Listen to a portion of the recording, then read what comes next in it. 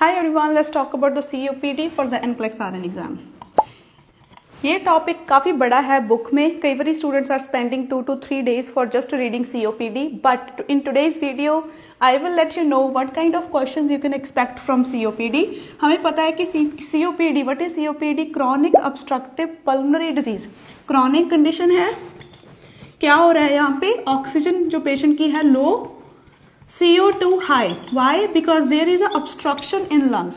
That's what you need to know. The question now in the NCLEX RN exam will be, if patient की जो O2 level है, they will give you the prioritization question और देख है 90% है. Usually जो normal patient होते हैं, जो कोई भी नॉर्मल पर्सन होता है, हमारे पास 90% ऑक्सीजन में आता है, उसको हम प्रायोरिटाइज करते हैं. क्यों हम प्रायोरिटाइज करते हैं? ABC, क्योंकि ऑक्सीजन हमें 90% दे रहे हैं without any reason. It means हमारे पेशेंट को हार्ड टाइम हो रहा है breathing difficulty, that will be our priority. But under COPD patients we can expect it. This is a normal for COPD patients. There oxygen level could be 90%, 91%. So don't choose that as a priority. On the other hand, if they are giving you COPD with 88, 86, 85% oxygen और 82% of oxygen, of course it will be, वाले जो oxygen के number होंगे इसको हम priority देंगे.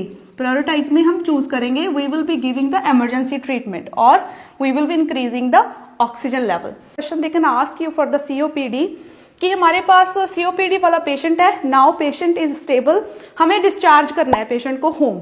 सो ये patient को हमने ऑक्सीजन पे, पेशेंट विद ऑक्सीजन रखना है. Fire safety number 1. क्यों फायर सेफ्टी? COPD हो किसको रही है? जो स्मोकिंग वाला पेशेंट है. Patient is smoking more than 30 years. जो भी पेशेंट स्मोकिंग कर रहा है more than 30 year, do you think patient can stop? No. So we have to actually educate patient. Could be set a question in your exam. Of course, we treat set a question as true and false questions. So make sure you choose education on fire safety. Because patient is smoker. So we have to educate no smoking. When we are talking about fire safety, जब भी हम fire safety की बात करते हैं, we need to tell our patient don't use petroleum jelly. No petroleum jelly.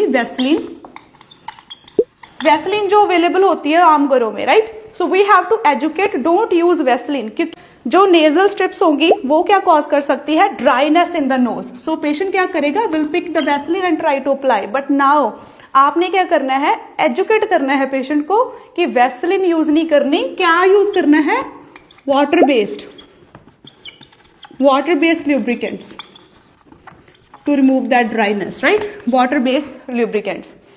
Point जो आपको याद रखना है सेट ऑफ क्वेश्चंस में, don't go near flammable things, right? No stoves, don't use direct heating, no stoves, dryer, curler, or any electric razors.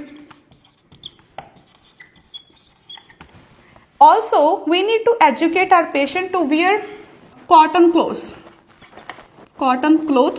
not woolen clothes. Why?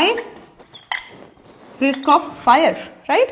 So you can relate these. This is the right way to study instead of memorizing everything from the book.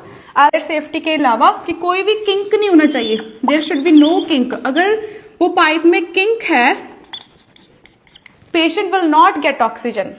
Right? Patient will not get oxygen. अगर हमें patient पूछ रहा है कि if I need to travel what I can do, जो oxygen cylinder होता है patient ने साथ लेके जाना है. कोई भी अपॉइंटमेंट है, अगर patient need to travel, patient को ऑक्सीजन साथ लेके जानी है. But where to put oxygen while patient is travelling? Back seat, straight. It should be straight, right?